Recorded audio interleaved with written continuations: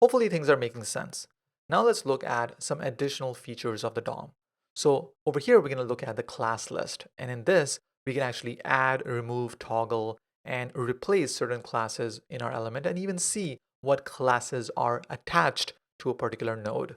So let's take a look. Over here, I've created a style element, and then I've created two different classes. One is called bordered, and one is called BG. All right, nothing fancy here.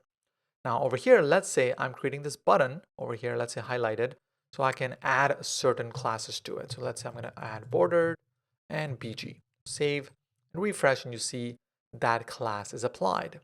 Now let's say if I want to see what are programmatically, let's say in our code, we are trying to understand what reading our document and seeing what's there, and then based on that, we do something, right? So that's what a front-end developer does most of the time.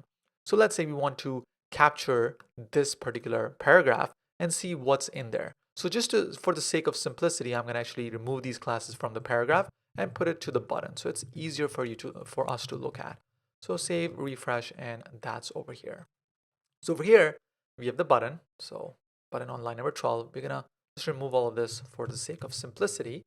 And over here, we can simply say button dot class list. And let's console.log this so we see what's going on.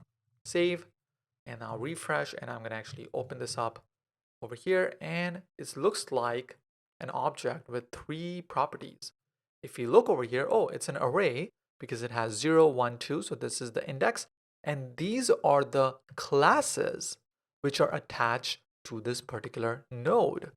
So you see over here, you provide the name of the node dot class list. That's it. Let's say if you want to remove something, you will simply do class list dot remove and the name of the class or the different classes you want to remove. So over here, I can come over here and say, okay, button dot class list dot remove, and then I can provide the name of the classes I want removed. So I can say highlighted should be removed, or highlight, all right, then comma, let's say I want to remove the bordered as well. So save, now I refresh and you see there's no border over there. I mean, there is border, it's a slight border, but that's the default border, right? So now if I come in over here and inspect this, you see it only has the class of BG over here, right?